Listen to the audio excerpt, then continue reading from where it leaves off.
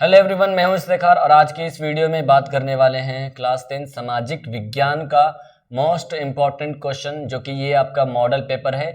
इसमें हम लोग टोटल 48 क्वेश्चन डिस्कस करेंगे। सारा क्वेश्चन मोस्ट इम्पॉर्टेंट है, आपके बोर्ड एग्जाम से रिलेटेड है। सारा क्वेश्चन आपके बोर्ड एग्जाम में पूछे जा चुके हैं, तो वीडियो को शुरू से लेकर के एंड तक जरूर देखिएगा और जितना भी क्वेश्चन आपको याद रहेगा उसका आंसर आप अपने माइंड में जरूर देंगे, ठीक है। तो चलिए सबसे पहले शुरू करते हैं वीडियो को। इससे पहले अगर आप हमारे चैनल में नए हो तो सब्सक्राइब कीजिए, वीडियो को लाइक जरूर कीजिएगा अगर पसंद आएगी तो शुरू करते हैं हमारा सामाजिक विज्ञान का सबसे पहला मॉडल पेपर, जो कि आपके एग्जाम के लिए हेल्पफुल है। ओके, तो सबसे पहले हमारा सवाल कहता है, ब्रेस्ट लिटोवस्क की संधि किन देशों के बीच हुई थी? ब्रेस्ट लिटोवस्क की संधि किन दो देशों यानी कि दो देश के बीच ये जो है संधि हुआ था, और वो कौन कौन सा देश है? तो यहाँ पर राइट आंसर होगा डी, यानी कि रूस और जर्मनी के बीच कौन सा संधि हुआ था? ब्रेस्ट लिटोवस्क की संधि, यानी इस क्वेश्चन का करेक्ट आंसर होगा ऑप्शन डी। ओके, ये सारा क्वेश्चन इंपॉर्टेंट है, आपके एग्जाम में पूछे जा चुके हैं, ठीक है। और ये सारा क्वेश्चन इंक्लूड जो किया मॉडल पेपर में बहुत इंपॉर्टेंट है। अगला क्वेश्चन देखते हैं हम लोग। क्वेश्चन नंबर 2 कहता है, 2 मार्च 1946 में फ्रांस तथा वियतनाम के बीच होने वाला समझौता को जो है किस नाम से जाना जाता है? यानी कि फ्रांस और वियतनाम के बीच एक समझौता हुआ था। कब हुआ था? 1947, मार्च 1947 को हुआ था। और ये समझौता किस नाम से जाना जाता है? तो यहाँ पर ऑप्शन में आंसर नहीं है। ये समझौता जो है हनोई समझौता के नाम से जाना जाता है, जो कि हमारा यहाँ पर राइट आंसर होगा ऑप्शन डी। याद रखिएगा, ठीक है। फ्रांस तथा वियतनाम के बीच होने वाला समझौता हनोई समझौता के नाम से जाना जाता है, जो कि ऑप्शन नहीं है, तो यहाँ पर डी ऑप्शन हमारा राइट होगा। उसके बाद क्वेश्चन नंबर कहता है 3। क्वेश्चन 3 कहता है, पूर्ण स्वराज की मांग का प्रस्ताव कांग्रेस के किस वार्षिक अधिवेशन में पारित हुआ? पूर्ण स्वराज की मांग जो कांग्रेस के जो मतलब प्रस्ताव का जो मांग का प्रस्ताव किया था, वो किस अधिवेशन में पारित हुआ था? तो ये हुआ था लाहौर के अधिवेशन में। और कब? 1929 के लाहौर अधिवेशन में पारित हुआ था। तो यानी इसका आंसर होगा हमारा ऑप्शन ए। उसके बाद देखते हैं क्वेश्चन 4। वल्लभ भाई पटेल को सरदार की उपाधि किस आंदोलन के दौरान दी गई थी? यानी कि वल्लभ भाई पटेल को एक टाइटल मिला था, यानी कि सरदार की उपाधि मिली थी, ठीक है। और ये किस आंदोलन के दौरान? तो ये मिला था बारदोली आंदोलन के दौरान। इसका राइट आंसर होगा ऑप्शन ए। चलिए अगला क्वेश्चन देखते हैं। भारत के पहला फैक्ट्री एक्ट कब पारित हुआ? भारत के लिए सबसे पहला फैक्ट्री एक्ट कब पारित हुआ? तो यहाँ पर ऑप्शन देखो, 1838, 1858, 1881 और 1911। इसका राइट आंसर होगा हमारा ऑप्शन सी, 1881, यानी कि 1881 में सबसे पहला फैक्ट्री एक्ट पारित हुआ था भारत में। इसका राइट आंसर क्या होगा? ऑप्शन सी हो जाएगा। इसके बाद देखते हैं क्वेश्चन 6। आधुनिक युग में अर्थव्यवस्था के क्षेत्र में होने वाली सबसे बड़ी क्रांति कौन सी थी? आधुनिक युग में अर्थव्यवस्था के क्षेत्र में होने वाली सबसे बड़ी क्रांति कौन सी थी? ऑप्शन वाणिज्य क्रांति, साम्यवादी क्रांति, औद्योगिक क्रांति, भौगोलिक खोज। तो यहाँ पर जो सबसे बड़ी क्रांति है वो है वाणिज्य क्रांति। और ये किस युग में हुआ था? आधुनिक युग में। ओके, तो याद रखिएगा, इसका राइट आंसर होगा हमारा option number A, option A. उसके बाद क्वेश्चन देखते हैं 7। क्वेश्चन 7 कहता है, पूंजीपति वर्ग के द्वारा किस वर्ग का शोषण हुआ? पूंजीपति वर्ग के द्वारा किस वर्ग का शोषण हुआ? श्रमिक वर्ग, मध्यम वर्ग, कृषक वर्ग, सभी वर्ग। इसका राइट आंसर बी होगा, मध्यम वर्ग का शोषण हुआ। किसके द्वारा? पूंजीपति वर्ग के द्वारा किस वर्ग का शोषण हुआ? मध्यम वर्ग का। इसका बी ऑप्शन हमारा राइट होगा। इसके बाद क्वेश्चन देखते हैं 8। भूमंडलीकरण की शुरुआत किस दशक में हुई? भूमंडलीकरण की शुरुआत किस दशक में हुई? 1990 के दशक में, 1960, 1970, 1980। तो भूमंडलीकरण की शुरुआत जो हुई थी 1990 के दशक में हुई थी। इसका राइट आंसर हमारा ऑप्शन ए हो जाएगा। एक बार मैं फिर से आपसे रिक्वेस्ट करूंगा, अगर आपको वीडियो हेल्पफुल लग रही है तो प्लीज यार वीडियो को लाइक जरूर कीजिएगा और चैनल को सब्सक्राइब कीजिए, क्योंकि यहाँ पर 10 से रिलेटेड ही वीडियोज डाली जाती है, ऑल सब्जेक्ट। ओके, तो सब्सक्राइब एंड लाइक शेयर जरूर कीजिएगा और अपने दोस्तों को भी शेयर करेंगे, ठीक है। तो सबसे पहले ये मॉडल पेपर हेल्पफुल है, इसको आप इग्नोर ना करें, इसको आप शुरू से लेकर अंत तक देखें और हो सके तो रिपीट करें, फिर से वीडियो देखें और हो सके तो इसको डाउनलोड कर ले या कॉपी में नोट कर ले। ओके, इसके बाद क्वेश्चन 9 कहता है हमारा क्वेश्चन नंबर 9, गुटेनबर्ग ने सबसे पहले यानी कि सर्वप्रथम किस पुस्तक की छपाई की? गुटेनबर्ग ने सबसे पहले जो है बाइबल नाम की एक पुस्तक थी, उन्हीं की छपाई की थी इनका राइट आंसर हमारा ऑप्शन डी हो जाएगा। याद रखिएगा, गुटेनबर्ग ने सर्वप्रथम किस पुस्तक की छपाई की? बाइबिल। इसका डी ऑप्शन राइट होगा। इसके बाद क्वेश्चन 10, विश्व में सबसे पहले यानी कि विश्व में सर्वप्रथम मुद्रण की शुरुआत कहाँ हुई? तो दुनिया में यानी विश्व में सर्वप्रथम मुद्रण की शुरुआत चीन में हुई थी। चीन की राजधानी बीजिंग है। इनका राइट आंसर होगा हमारा ऑप्शन सी। याद रखिएगा, ठीक है। अच्छा, एक और आपको बताता हूं, चीन में कागज का आविष्कार भी सबसे पहले चीन में ही हुआ था, ठीक है। कागज का आविष्कार, मुद्रण के आविष्कार, ये सारा क्वेश्चन याद रखना। इसके बाद देखते हैं हम लोग क्वेश्चन नंबर 11।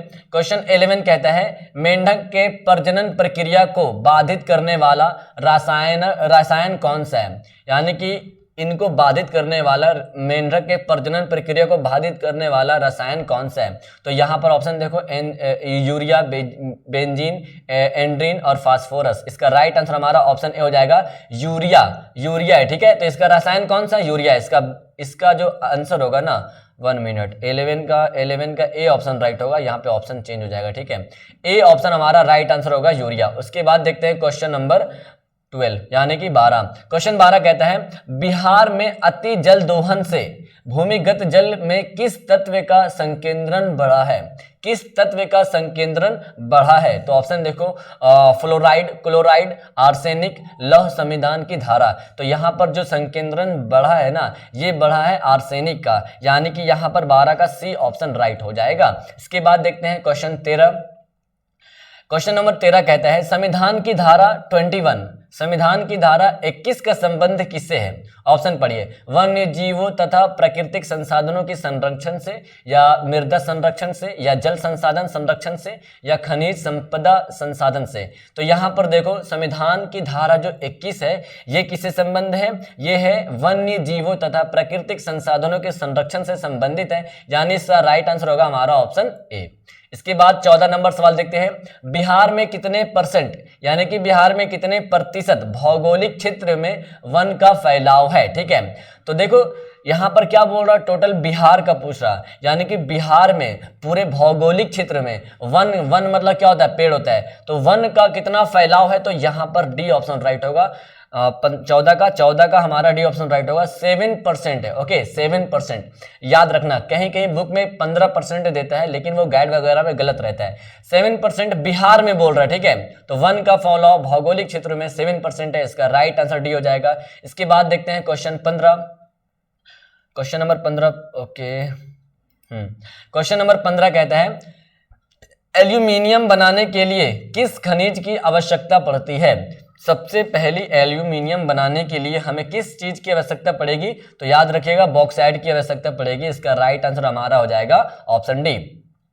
क्वेश्चन नंबर कहता है 16 नंबर सवाल कहता है भारत में किस राज्य में सौर ऊर्जा के विकास की सर्वाधिक संभावनाएं हैं? यानी ये सारा राज्य, ठीक है, असम, अरुणाचल प्रदेश, राजस्थान, मेघालय।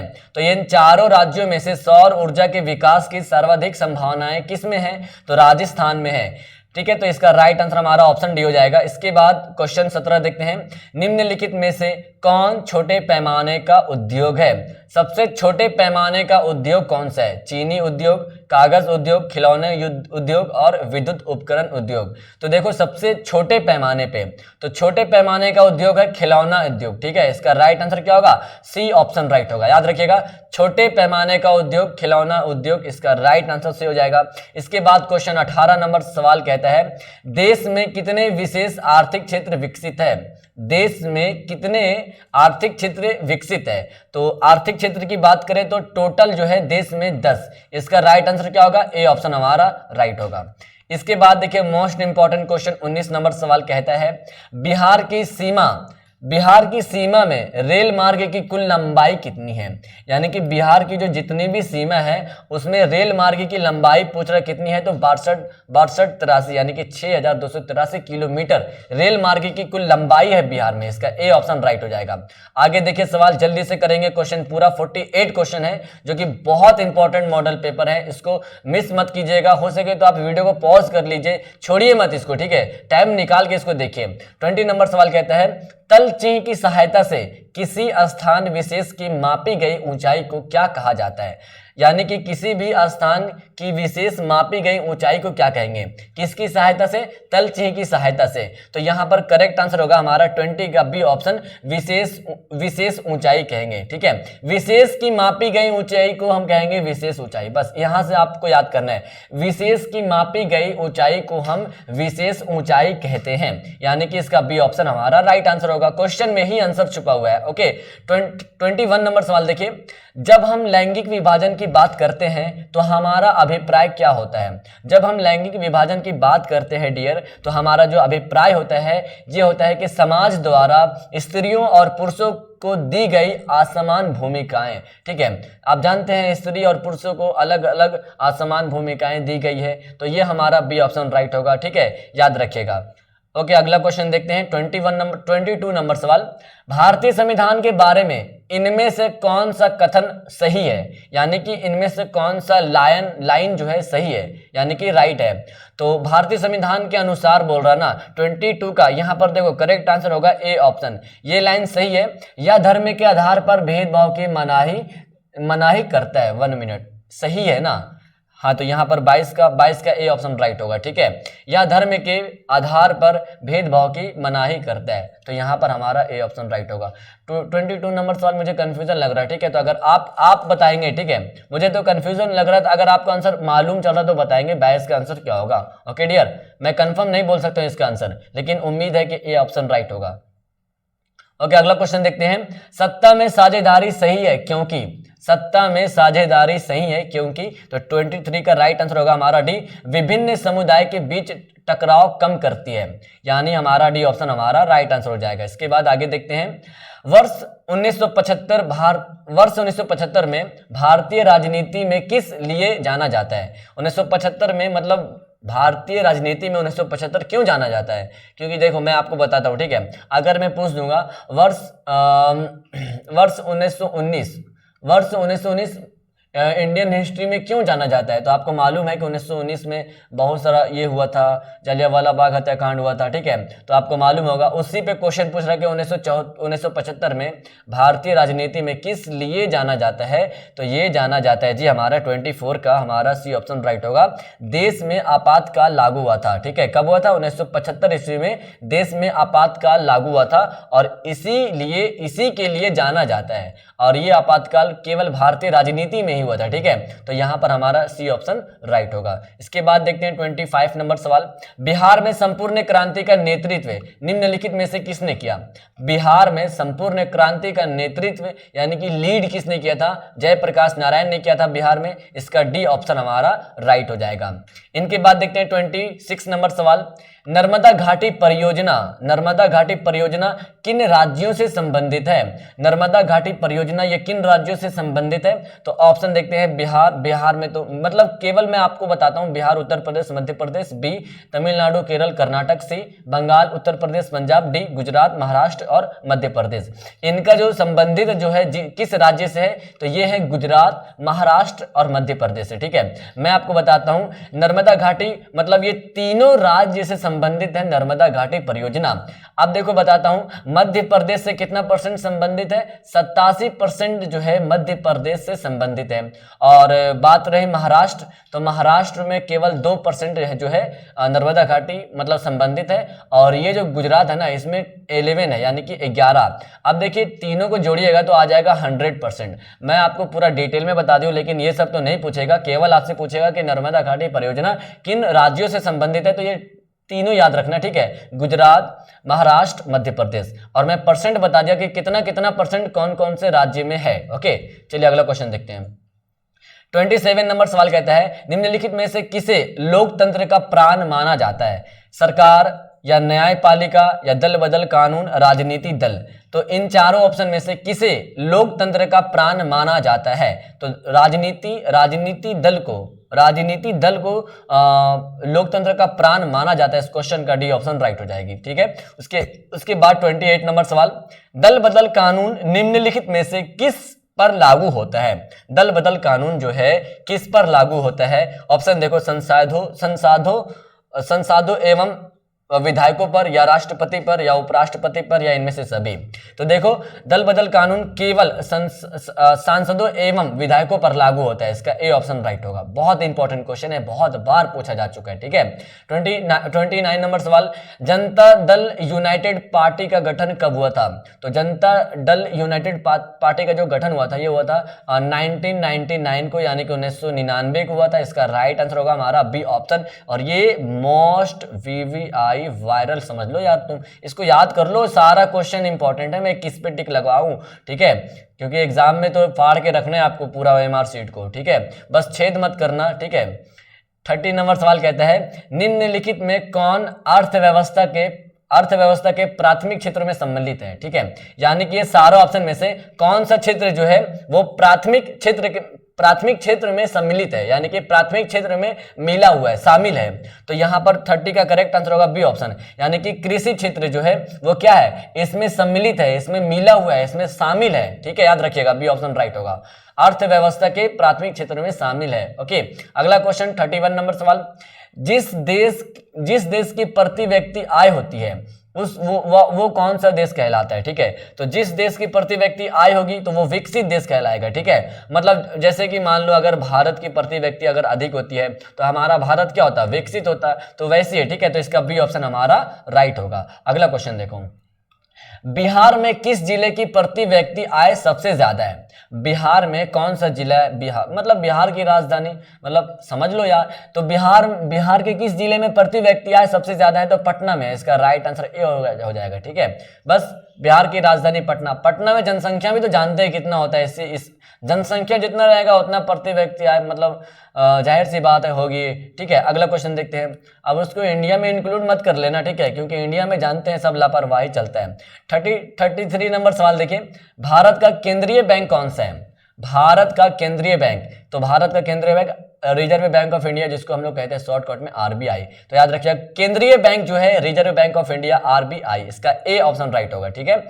अगला क्वेश्चन देखते हैं, व्यावसायिक बैंकों का सर्वप्रथम राष्ट्रीयकरण कब किया गया था? व्यावसायिक बैंकों का सबसे पहले राष्ट्रीयकरण किया गया था डियर, तो यहां पर हो जाएगा 1959 ईस्वी को, 1969, हाँ 1969 में हुआ था। इसका सी ऑप्शन राइट होगा। 1969 में व्यावसायिक बैंकों का सबसे पहले राष्ट्रीयकरण किया गया था। अगला क्वेश्चन देखते हैं, ऊर्जा के मुख्य स्रोत क्या है? ऊर्जा के मुख्य स्रोत कोयला, पेट्रोलियम, विद्युत, इनमें से सभी।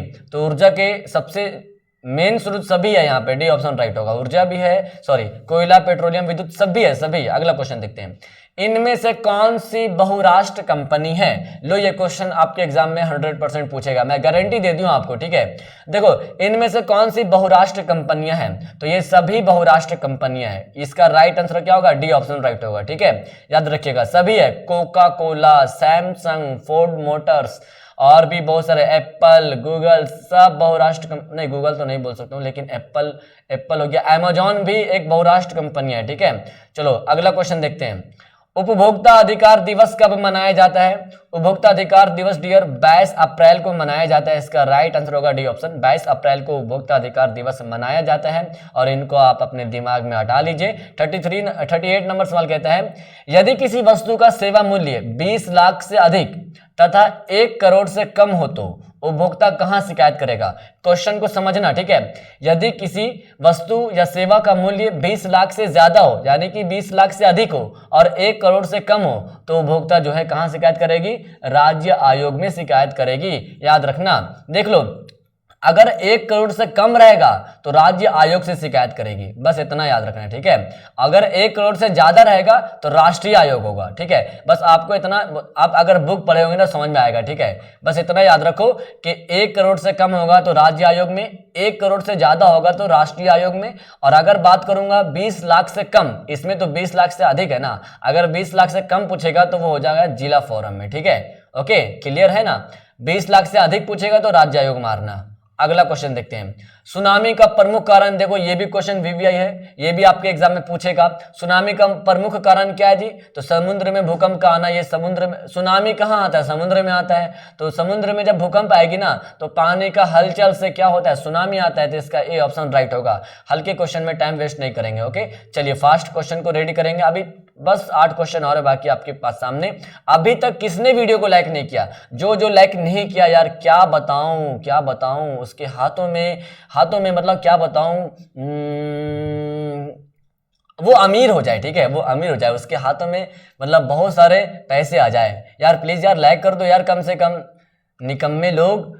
अगला क्वेश्चन देखो, भूकंप केंद्र के ऊर्ध्वाधर पृथ्वी पर स्थित केंद्र को क्या कहा जाता है? तो इन केंद्रों को कहेंगे हम अधिकेंद्र। इसका भी ऑप्शन राइट होगा। सॉरी, अगर आप जो बुरा मान गए उसके लिए सॉरी, ठीक है, और जो नहीं माने तो मतलब दिल पे मत लो यार ये सब बातें। 41 नंबर सवाल कहता है, यूरेनियम का प्रमुख उत्पादक को क्या कहते हैं? यूरेनियम का प्रमुख उत्पादक को क्या कहते हैं? तो जादूगोड़ा। इसका डी ऑप्शन हमारा राइट आंसर हो जाएगा। ठीक है, क्लियर है ना? यहाँ पर देखो, यहाँ पर यूरेनियम का प्रमुख उत्पादन केंद्र होना चाहिए। ठीक है, केंद्र है जादूगोड़ा। अगला क्वेश्चन देखो, सुनामी कहाँ आता है जी? अभी हम लोग डिस्कस किए थे सुबह, सुनामी कहाँ आता है? समुद्र में आता है। समुद्र में सुनामी क्यों आता है? पता है ना? मतलब सुनामी क्यों आता है? समुद्र में भूकंप का कारण। इसका भी ऑप्शन राइट होगा। बस अगला क्वेश्चन देखो, लोकतंत्र की सफलता निर्भर करती है, लोकतंत्र की सफलता जो है वो किस पर निर्भर करती है? ये निर्भर करती है नागरिकों की विवेकपूर्ण सहभागिता पर। इसका सी ऑप्शन हमारा राइट होगा।